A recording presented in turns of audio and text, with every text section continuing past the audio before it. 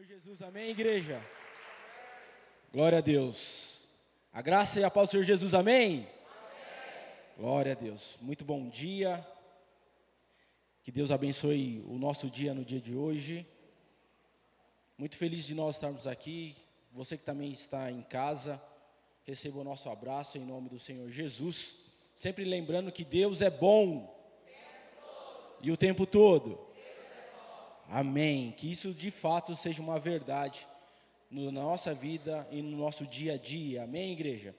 Quero convidar vocês a abrir a palavra do Senhor lá no livro de Apocalipse. Livro de Apocalipse, capítulo 2, a partir do versículo 1 será a nossa meditação hoje.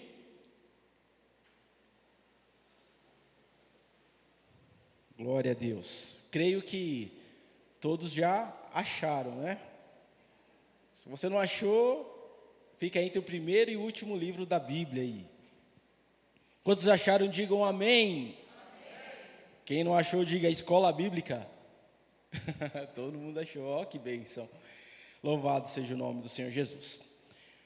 Hoje nós vamos falar sobre o primeiro amor. Nós vamos falar que nós precisamos voltar ao primeiro amor. Por que isso? Porque a palavra do Senhor diz que nos últimos dias o amor de muitos se esfriaria. E nós precisamos entender que quando o Senhor fala que nos últimos dias o amor de muitos se esfriaria, Ele não está falando do amor daquelas pessoas que não conhecem a Deus. Ele está falando do amor da igreja. Ele está falando, por quê? Porque Deus é amor. Vamos repetir? Deus é amor. E só pode amar quem conhece a Deus. Amém? Então, peço para que você abra o teu coração no dia de hoje, para que a gente possa conversar, olhar o texto e identificar áreas da qual nós precisamos voltar ao primeiro amor. Amém? Então diz assim, você que achou aí o livro de Apocalipse, capítulo 2, versículo 1, diz assim: ao anjo que está na igreja de Éfeso, escreve: estas são as coisas que diz aquele que detém, aquele que segura, aquele que conserva nas suas mãos as 7 estrelas, e anda no meio dos 7 candeeiros de ouro. Conheço as tuas obras, tanto o seu labor como a tua perseverança, e que não pode suportar homens maus, e que puseste às provas aqueles que dizem ser apóstolos e não são, e os achastes mentirosos. Tens perseverança, contudo sofreste perseguição por causa do meu nome. Tenho, porém, contra ti que abandonaste o teu primeiro amor. Lembra, pois, de onde caíste e volta à prática das primeiras obras. Senão eu virei a ti, caso não te arrependas. Removerei do teu lugar o teu candeeiro. Tens, contudo, ao teu favor que odeie as obras dos nicolaítas, das quais eu também odeio. Quem tem ouvidos, ouça o que o Espírito diz à igreja. Ao vencedor, dar-lhe-ei o direito que se alimente da árvore da vida que se encontra no meio do paraíso de Deus. Amém? Fecha teus olhos, vamos orar mais uma vez.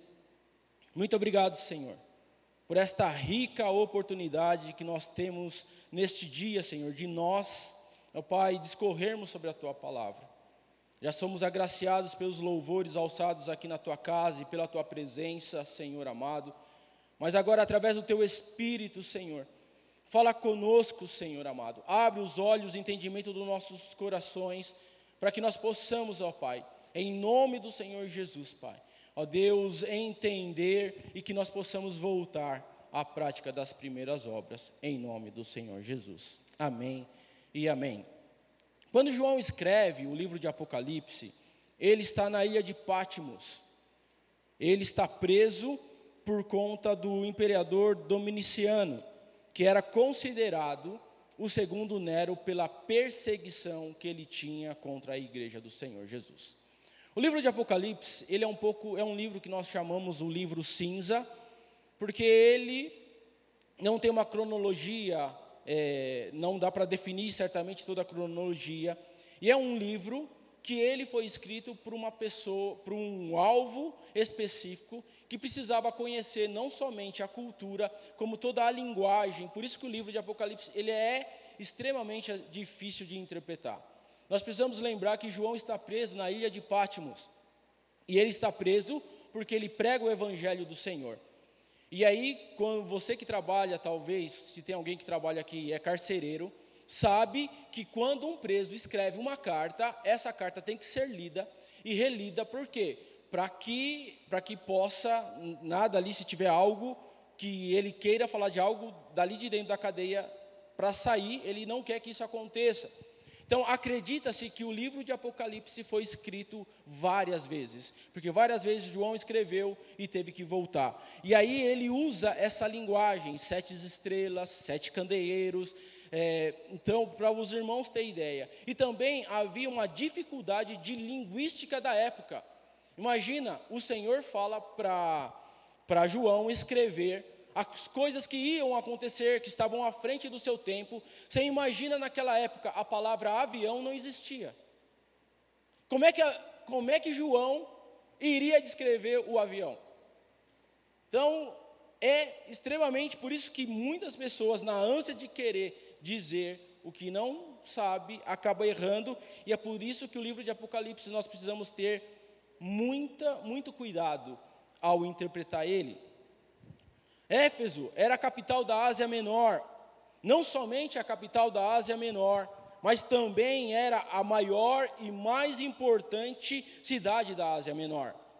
Era uma grande metrópole para a época, tinha mais de 300 mil habitantes, o que era espantoso para aquela época. Ele era o centro do culto da Artemis, deus Artemis, que é para o grego, e para Diana, que é a romana. Artemis e Diana é os mesmos deuses.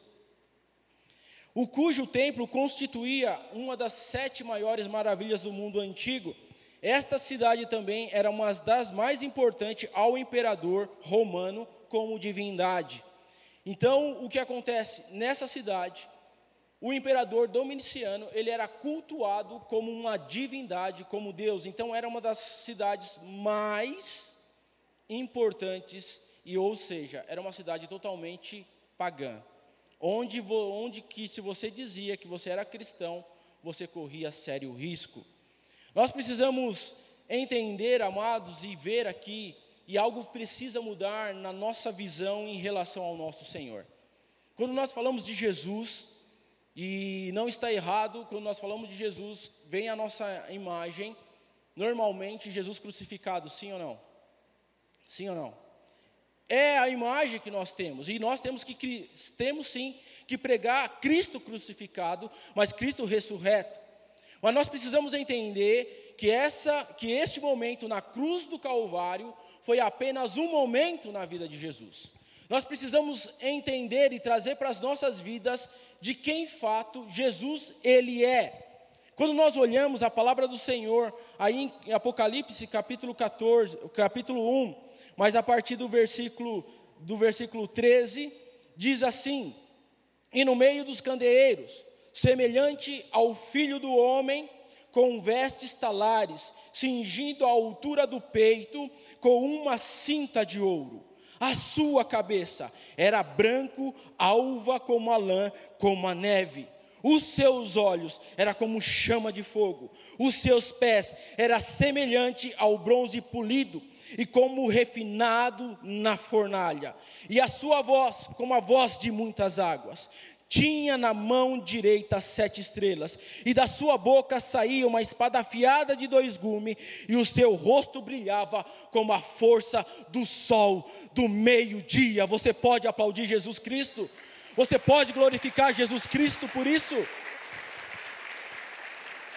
Porque esta descrição é do nosso Jesus glorificado, de um Jesus que é todo poderoso, de um Jesus que venceu a morte, de Jesus que venceu todas as coisas, que Jesus que veio, morreu, ressuscitou, mas ao terceiro dia ele ressuscitou e recebeu um nome que está acima de todos os nomes, está sentado à destra do Pai, que importa que todo nome seja salvo pelo nome do Senhor Jesus Cristo, porque há um poder neste nome do Senhor Jesus, e a nossa visão, nós precisamos olhar para este Jesus ressurreto, nós precisamos olhar para Jesus vivo, não um Jesus morto, porque aquilo foi um período na vida de Jesus, mas esse Jesus que um dia nós haveremos de estar com Ele.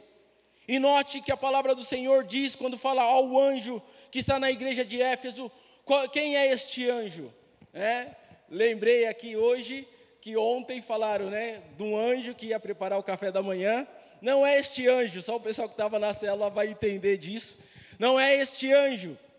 Mas este anjo que a carta foi escrita, era o pastor daquela igreja, ou seja, seria o mesmo que nós falarmos hoje ao anjo da igreja Manancial, o anjo da igreja Manancial ao pastor Stedley. Então é isso que a palavra foi direcionada ao anjo, ou seja, ao pastor, ao presbítero daquela igreja. Assim diz o quê? Aquele que conserva na mão. Diferentemente do versículo 1,16, que diz que tem na mão. Eu posso ter este copo na mão. Mas quando diz assim, esse diz aquele que conserva na mão. Ou seja, aquele que tem em suas mãos o poder. Aquele que tem em suas mãos a sua igreja, aquele que tem em suas mãos o anjo da igreja, aquele que tem em suas mãos cada um que está aqui. É por isso que a palavra do Senhor, lá em João, no capítulo 10, versículo 28, ele diz assim: eu dou a vida eterna às minhas ovelhas, e ninguém as arrebata da minha mão. A consciência que eu e você, a consciência que nós como igreja precisamos ter, é que nós estamos completamente submergidos na mão de Deus, protegidos na mão de Deus, e que esta é uma verdade que ninguém pode nos arrebatar e nos tirar da mão do Senhor, porque Ele é quem nos segura, é Ele que nos protege, é Ele que nos guarda. A palavra do Senhor diz que é Ele que anda no meio dos 7 candeeiros de ouro. Ou seja, Ele anda no meio da sua igreja. O Senhor está aqui hoje. Você crê nisso? O Senhor está aqui hoje. E Ele está andando no meio da sua igreja. Ele está passando aí aonde você está. Ele está olhando para você aí agora neste momento. Porque nós estamos aqui num culto público. E nós já estamos aqui falando e professando a nossa fé. Mas só você sabe como você chegou aqui hoje. Eu não tenho ideia do que você precisa, eu não tenho ideia do que você tem passado, eu não tenho ideia das lutas que você tem enfrentado, mas o Senhor, Ele é aquele que hoje está aqui, passando a revista no meio da sua igreja, olhando para você, e é por isso que, amados, nós não podemos perder a noção de onde nós estamos. O pastor Hernandes Dias Lopes, ele fala que num culto público não podemos perder a expectativa do extraordinário de Deus. Não podemos perder, por quê? Porque aqui não é apenas um lugar onde nós encontramos os nossos irmãos amados, onde apenas nós nos confraternizamos, e tudo isso é muito bom, e louvamos a Deus, tudo isso é maravilhoso, mas a razão principal pela qual nós estamos aqui é porque Deus está aqui, é porque Jesus está aqui, e é Ele, irmão, que vai abrir os grilhões, é Ele que vai abrir os nossos olhos, é Ele que vai trazer, vai consolar aquele que precisa ser consolado, é Ele que vai direcionar aquele que precisa ser direcionado, é Ele que vai restaurar aquele que precisa ser restaurado, é Ele que vai salvar aquele que precisa ser salvo, em nome do Senhor Jesus. Então nós não podemos perder a expectativa e de falar assim: olha, fala comigo, Deus. Deixa Deus falar ao seu coração, deixa Deus falar a sua alma, ao seu espírito. E quando nós vamos olhar para aqui, para a igreja de Éfeso, o Senhor é aquele que anda no meio da sua igreja. E é interessante que a igreja de Éfeso, é a única igreja que recebe todos os elogios possíveis de Deus. E ele diz assim: conheço as tuas obras, conheço o teu labor, conheço a tua perseverança. Ou seja, ele é o noivo que elogia a sua noiva. Ele conhece a sua igreja. Ou seja, trazendo para nós, ele conhece cada um de nós. E ele fala aqui: olha, eu conheço as tuas obras, conheço o que? O teu labor. O que isso quer nos dizer? Que esta igreja era uma igreja que trabalhava. Era uma igreja que não apenas trabalhava, mas se extenuava no trabalho na casa do Senhor Jesus Cristo, porque ele diz: olha, eu conheço as tuas obras, conheço o teu labor e, acima de tudo, a tua perseverança. Ou seja, era uma igreja que trabalhava. E não era somente uma igreja que trabalhava, era uma igreja que se esmeirava no trabalho. E não era só uma igreja que esmeirava no trabalho, era uma igreja que perseverava no seu trabalho. Louvado seja o nome do Senhor Jesus. Olha que bênção. Era uma igreja que também não suportava homens maus. Além de ser uma igreja trabalhadora, uma igreja perseverante, era uma igreja que ela não suportava homens maus. Ela não suportava no seu meio pessoas de más índoles. Era uma igreja que estava apta a corrigir e não aceitar a maldade que havia naquela época. Se nós olharmos hoje o nosso contexto, vamos ver que o mundo ao nosso redor é mau. As pessoas são más vai de mal a pior. Mas era uma igreja que não suportava as maldades. Era uma igreja que nunca ficava quieta em vista da maldade. Interessante que Martin Luther King, ele fala: o que me preocupa não é o barulho dos maus, mas sim o silêncio dos bons. E diante de tudo isso que nós estamos vendo, muito de nós se pergunta: vale a pena se posicionar? Vale a pena lutar contra o homem que é mau? Vale a pena falar? Porque hoje existe a cultura do cancelamento. Porque se você se posicionar de uma forma que seja bíblica, o que acontece? Ou você vai ser cancelado. E nós temos uma preocupação de não sermos cancelados. Nós precisamos entender, amados, que nós precisamos nos posicionar. Mediante a maldade não podemos nos calar. Não podemos nos calar. E era uma igreja que também ela tinha um conhecimento profundo pela palavra do Senhor. Ela não suportava os homens maus, e também que pusestes à prova aqueles que diziam ser apóstolos, mas não eram, e os achastes mentirosos. Olha que interessante, esta igreja, ela tinha o discernimento espiritual, que quando alguém estava pregando, ela colocava essa pessoa à prova e falava assim: olha, você não é apóstolo. Você é um falso apóstolo.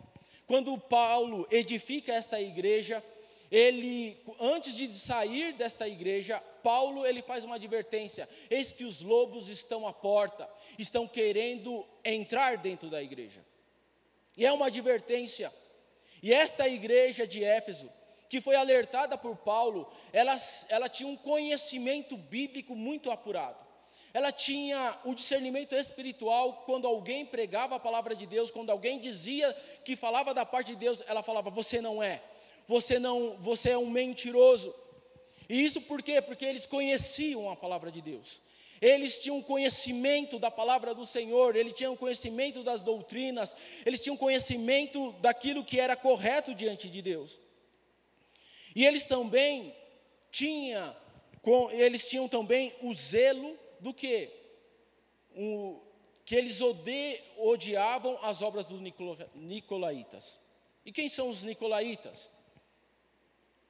A história diz que Nicolau foi uma das histórias diz que Nicolau foi um grande general romano, que ele fez o quê? Ele era um grande estrategista e ele ganhava várias batalhas porque ele estudava a mente do inimigo. E por ele estudar a mente do inimigo, ele se colocava no inimigo, então ele criava as artimanhas do inimigo. E aí ele se portava como inimigo. Nicolau, ele foi um presbítero ordenado em Atos 6, mas ele foi um falso crente. Nicolau, o que ele fez?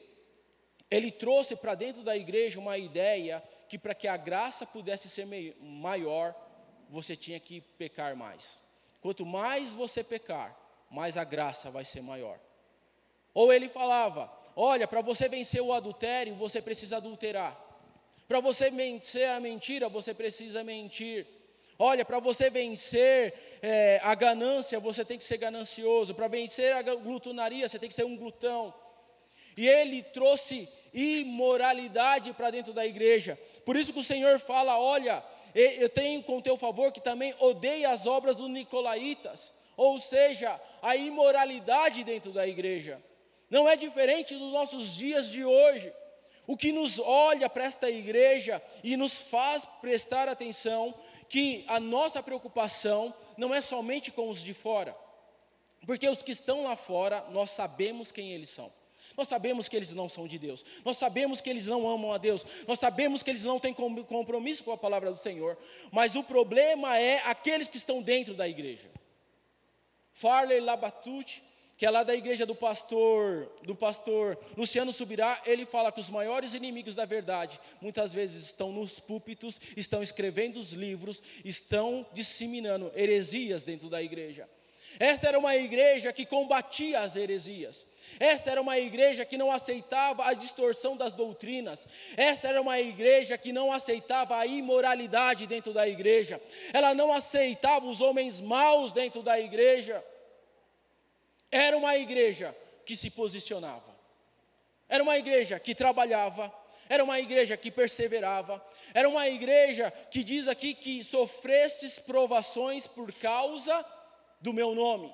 Ou seja, aqui em Éfeso, onde era o centro do culto ao imperador romano, quando você dissesse que você era cristão, você estava correndo sério risco de vida. Por que João estava preso?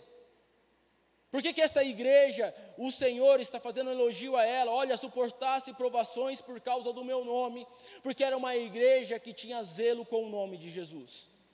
Era uma igreja que tinha o quê? O seu temor ao Senhor Jesus. Porque é normativa dos imperadores romanos requerer para si títulos de divindade. César queria ser chamado de Senhor.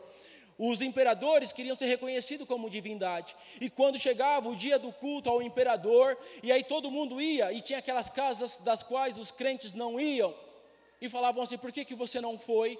Vamos lá, você vai ter a oportunidade de se dobrar a Domiciano e dizer que ele é Deus. E aí o crente se posicionava, eu darei culto somente ao Senhor, meu Deus, só Ele chamarei a Ele de Senhor. Ele não se curvava ao império, não se curvava à cultura, não se curvava mesmo mediante a morte. Isso nos leva a pensar que esta igreja era fantástica, sim ou não? Que igreja fantástica, sim ou não? Quantos, né pastor? Qualquer pastor queria ser pastor dessa igreja. Você que é líder de célula, imagina você com uma célula dessa. Quem não quer ser pastor desta igreja? Quem não quer ser líder de célula desta igreja? Que igreja fantástica, que conhece, que suporta provações, que trabalha, uma igreja sensacional. Mas esta igreja, o Senhor tinha algo contra ela. E o que é que o Senhor tinha contra essa igreja? Tinha o quê? Versículo 4. Tenho, porém, contra ti, que abandonaste o teu primeiro amor. Lembra, pois, de onde caíste, arrependa-te e volta à prática das primeiras obras. Senão, venho a ti e moverei do teu lugar, do teu candeeiro, se caso não te arrependas. Então isso nos leva a pensar o que é primeiro amor. Uns dizem que o primeiro amor é aquela experiência de conversão, de paixão, é aquela lua de mel com o noivo, com Jesus, mas com o dia a dia passa e chega logo o fim. Há quem diga que o primeiro amor é a dedicação, a meditação da palavra do Senhor, a busca do conhecimento das Escrituras. Há também quem diga que o primeiro amor está relacionado à perseverança nas provações, nas dificuldades, em não desistir da caminhada, mesmo mediante as perseguições. Se nós olharmos tudo isso, essa igreja, ela tirava isso de louvor. Por quê? Porque a igreja de Éfeso, amados, tinha obras excelentes. O próprio Jesus fala que ela trabalhava arduamente. Ela tinha paciência nas provações e nas perseveranças. Então, ela não suportava os homens maus. Ela conhecia a palavra de Deus. Ela conhecia a palavra de Deus. Se nós trazemos para os nossos dias de hoje, quantos conhecem a palavra do Senhor? Quantos conhecem a palavra do Senhor? Nós precisamos ser mais bereanos. Porque, amados, independente de quem está pregando aqui, se é Paulo, se é Pedro, Deus tem compromisso com a palavra dele, não com a palavra do pregador. Se o pregador estiver pregando a palavra dele, é a palavra dele que não volta vazia. Não é a minha palavra não vai voltar vazia, é a palavra de Deus que não voltará vazia. E nós precisamos olhar que aquilo que está sendo pregado, aquilo que está sendo dito, de fato está nas Escrituras. Precisamos. Por quê? Porque em tempos de perseguições, nos últimos dias, o amor de muitos se esfriaria, diz a palavra do Senhor. Vão surgir aqueles que vão pregar aquilo que o povo quer ouvir. Vão falar aquilo que eu quero ouvir. Timóteo vai falar que ajuntarão mestres para si mesmo. Porque quando ouvirem a sã doutrina, terão comichão no ouvido. E nós somos aqueles que precisamos ser, que aqueles que examinam a palavra do Senhor. Nós precisamos, amados. E a pergunta que nós precisamos fazer hoje, então, o que é o primeiro amor? O que é o primeiro amor? Aonde que esta igreja tem falhado? E nós precisamos nos examinar, porque nós somos a igreja do Senhor. Quando ele fala que o amor de muitos se esfriaria, ele está falando do nosso amor. Não está falando do amor do mundo.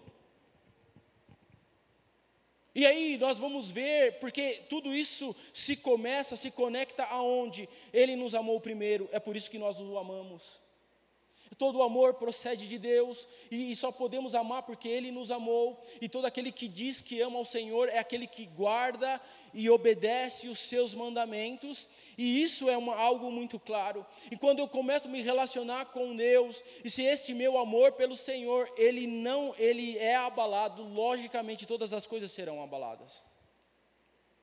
Se nós olharmos friamente hoje o amor à família, o amor aos nossos filhos, nós temos gastado muito tempo com tantas outras coisas, mas nós estamos fazendo um curso para criança de transição, de 1 ano a 3 anos. E olha que interessante, olha o que nós aprendemos no culto, que nós devemos trazer os nossos filhos com 1 ano até 3 anos, sabe por quê? Porque ele vai familiarizar um ambiente onde ele vai glorificar a Deus, um ambiente que é diferenciado da casa dele. E aí sabe o que nós fazemos? Nós vamos deixar nossas crianças em casas, porque assim, eu não quero dar trabalho, eu não vou ouvir a palavra, mas por amor aos nossos filhos, nós devemos trazê-los para a casa do Senhor, para que este ambiente não seja estranho a ele, para ele crescer nesse ambiente. Então nós vamos ver aqui o que é este amor, e esse amor tem se esfriado. E o que acontece? O Senhor fala que por mais que essa igreja trabalhava ao Senhor, o trabalho não pode substituir o nosso relacionamento com Deus. Por mais que essa igreja se esmerava no trabalho na igreja, este trabalho não pode substituir a intimidade com o nosso Deus. Ou seja, esta igreja aqui, a performance dela era alta. O pastor Luciano Subirá vai dizer, a performance era alta, mas Jesus não está preocupado se a performance é alta. Está preocupado com o coração que queima pelo Senhor. Porque o que o Senhor diz na sua palavra? Olha o que diz lá, 1 Coríntios capítulo 13, que muitos leem em casamento, mas isso aqui não é para casamento. Ainda que eu falasse a língua dos anjos, se eu não tiver amor, serei como um símbolo que ressoa, símbolo como retine. Ainda que eu tenha o dom de profetizar, ainda que eu conheça todos os mistérios, ainda que eu conheça toda a ciência, ainda que eu tenha tamanha fé, a ponto de transportar os montes, se eu não tiver amor, de nada vale. Ou seja, esta era uma igreja que conhecia a palavra de Deus, que conhecia a teologia, era uma igreja que lia, era uma igreja que buscava conhecimento, e o conhecimento dessa igreja era extraordinário. Mas há quem diga que quando o conhecimento é demais, há muita luz na cabeça e pouco fogo no coração. E é comum a gente que estuda teologia ver pessoas, que eu não estou falando aqui contra a teologia, em nome do Senhor Jesus, entenda isso, né? Eu sou professor do seminário teológico, mas entenda isso, parece que quando você chega num conhecimento, e aí parece que esse conhecimento, ele te leva a um patamar, aonde que você se torna insensível ao amor, se torna insensível ao culto, insensível ao seu próximo. Quantas pessoas elas vão se enchendo do seu conhecimento e vão se distanciando daquilo que o Senhor chamou? Porque cada vez que eu mais conheço, eu não tenho que cada vez mais me exaltar, cada vez que eu mais conheço, cada vez eu tenho que me abaixar. Eu tenho que me reduzir diante da revelação de quem Ele é. E eu falo para você, se a tua teologia, se o teu conhecimento é para humilhar pessoas, se não é para olhar para as pessoas, se não for para ter compaixão das pessoas, se não for para ensinar pessoas, se não for para salvar pessoas, eu não quero esse conhecimento. Joga fora, porque ele não serve para essa igreja, ele não serve para a obra do Senhor Jesus. Porque o amor, o conhecimento nos leva a amar ainda mais o nosso Deus. E quando nós conhecemos Ele, quando nós sabemos quem Ele ama, aquilo que Ele fez, nós vamos automaticamente amar aquilo que Deus ama. Nós vamos nos se preocupar com aquilo que Deus se preocupa. Nós vamos ter um entendimento real da palavra de Deus. E isso é muito sério. Essa igreja ela era fantástica. É uma igreja que não negociava os seus valores. É uma igreja que estava disposta a morrer. Mas como diz Coríntios, nada adianta entregar meu corpo para ser queimado, se não tiver amor. Isso nos faz olhar, amados, que nós precisamos, em nome do Senhor Jesus Cristo, entendermos algo muito real. Apesar das qualidades fantásticas que essa igreja exercia, exemplo de obras, qualidade de ensino, zelo nas escrituras, exemplo de não negar a Cristo. Como você chegaria para essa igreja e vai falar, olha, eu quero te ensinar como não negar a Cristo. Ela era exemplo nas provações, em combater a heresias, resistir à maldade dos homens. Mas Éfeso tinha abandonado o seu primeiro amor.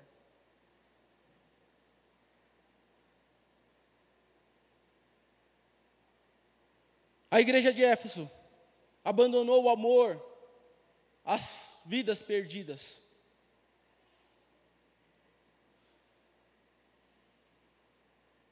Tinha abandonado o principal, que era as vidas.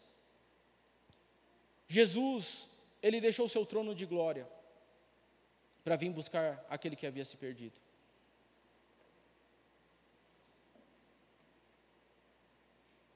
Jesus morreu na cruz do Calvário, não foi por ministérios, não foi por templos, não morreu por instrumentos. Jesus morreu na cruz do Calvário para salvar aquele que havia se perdido.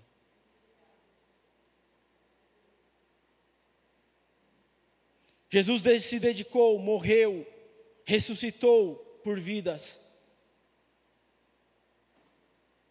Apesar deste alerta, dessa advertência, infelizmente a igreja de Éfeso não se arrependeu.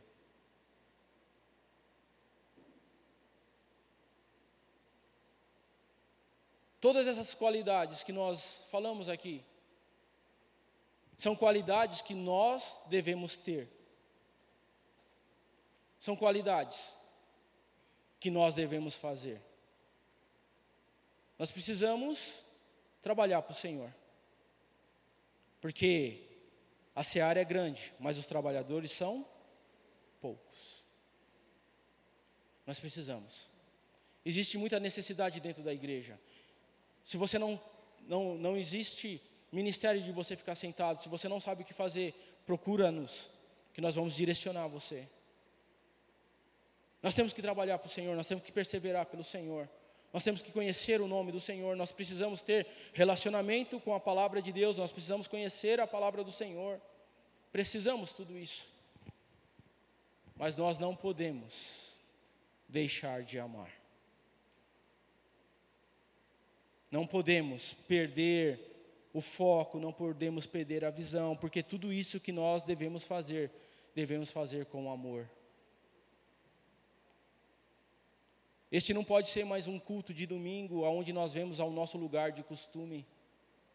Tem que ser um lugar onde tem que criar uma expectativa daquilo que Deus vai falar hoje. Interessante que o pastor Lucinho, ele fala uma coisa muito interessante.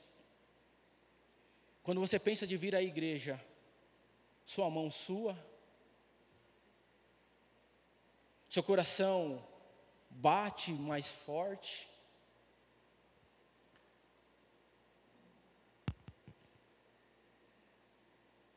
Quantos aqui torcem para um time de futebol? Quando vai começar o jogo, o que a gente fica? Na expectativa daquele jogo. E aí o que acontece? Aí o nosso time perde, né? Não é aquilo que a gente esperava. E a gente fala, olha, perdi meu tempo. E aí nós corremos para uma expectativa que nos frustra, que a gente vai saber que vai frustrar. Mas quando nós falamos de vir à casa do Senhor, nós temos que ser igual o salmista Davi. Os meus pés pararam de alegria no santuário de Deus. Nós temos que vir para cá com a expectativa de ouvir a voz do Senhor, de aprender, porque Ele está passeando agora no nosso meio, e Ele está trazendo o quê? Cura, está trazendo renovação, está trazendo exortação, está trazendo consolação, está trazendo salvação. Esta igreja é excelente. O Senhor fala, olha, te arrependa. Arrependimento, amados, não é chorar, porque você pode chorar e voltar e a sua vida não vai mudar. Arrependimento é uma tomada de decisão, que você decide andar em outra rota.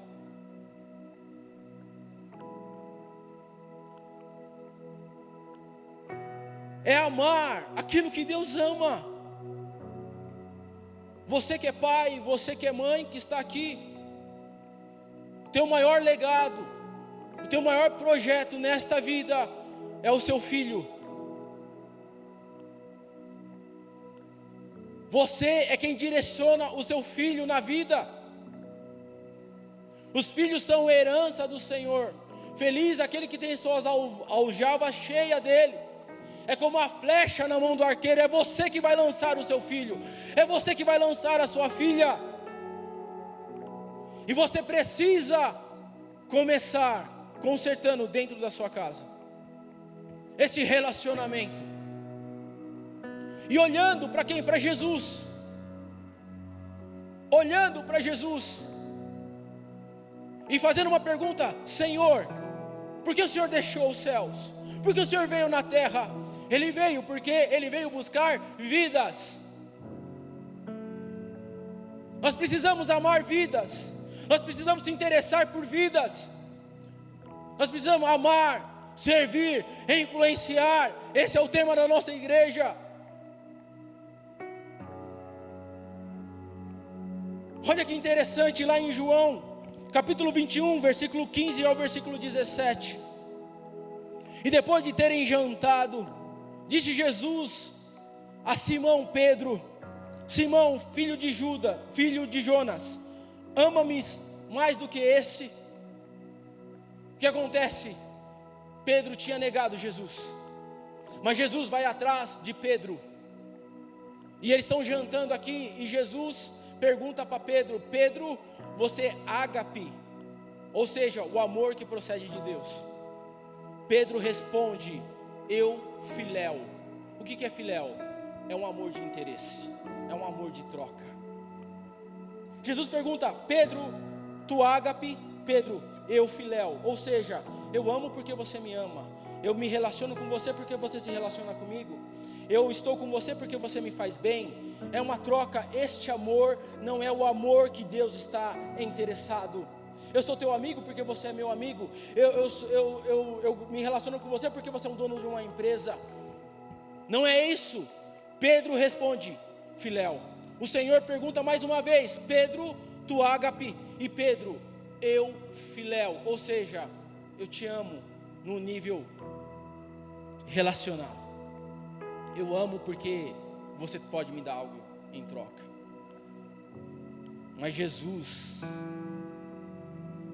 fala para Pedro: Pedro, tu me amas? E aí ele fala: eu ágape, Senhor. Sabe o que tem de interessante entre essas três narrativas? Que quando ele pergunta: Pedro, tu me amas? Mesmo Pedro falando eu filéu, o Senhor fala para ele: apacenta os meus cordeiros. E o Senhor torna a segunda vez dizer: Simão, filho de Jonas, ama-me? Ele diz: eu filéu, Senhor, tu sabes que eu te amo. E o Senhor diz: apacenta minhas ovelhas. Disse a terceira vez: Simão, filho de Jonas, ama-me? Simão entristeceu por ter dito a terceira vez, e agora ele diz: Senhor, tu sabes de tudo, que eu te amo sobre todas as coisas.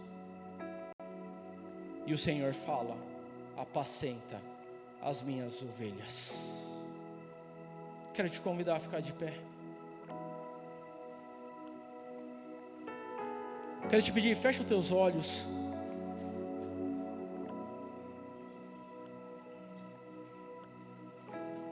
Há uma mensagem de amor de Deus para mim, para você, para nós como igreja do Senhor.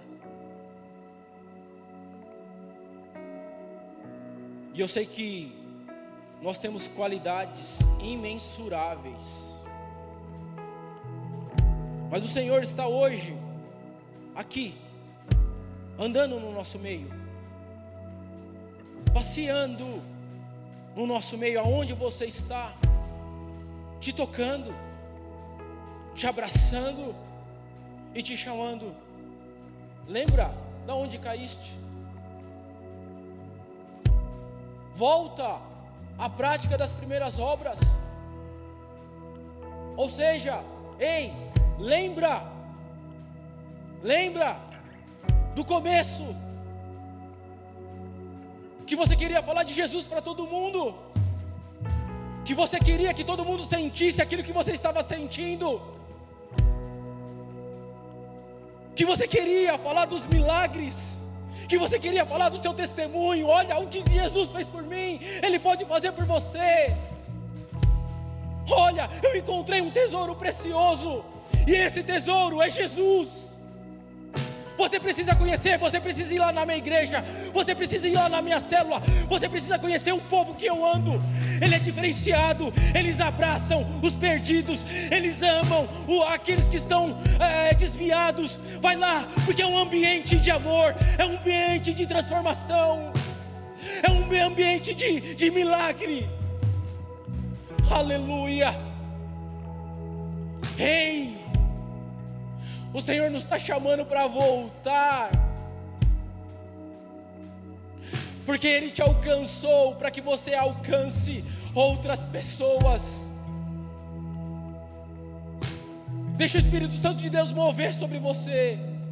Começa a pensar naquelas pessoas da sua casa que não conhece ainda, num dos seus familiares que ainda não conhece. Ei, pensa naquele seu amigo, que precisa de Jesus. E sabe quem Deus vai usar? Você. E aquilo que o pastor disse há uns domingos atrás: se você se comprometer a trazer pelo menos uma pessoa, até o final do ano, este culto terá o dobro de pessoas, porque nós podemos. Igreja Manancial, você ama a Jesus? Você ama Jesus, Igreja Manancial? Sim ou não? Apacenta os meus cordeiros. Igreja Manancial, você ama o Senhor? Apacenta as minhas ovelhas. Saia daqui com esse desejo no coração, e eu tenho certeza que Deus fará grandes coisas no nosso meio, em nome de Jesus.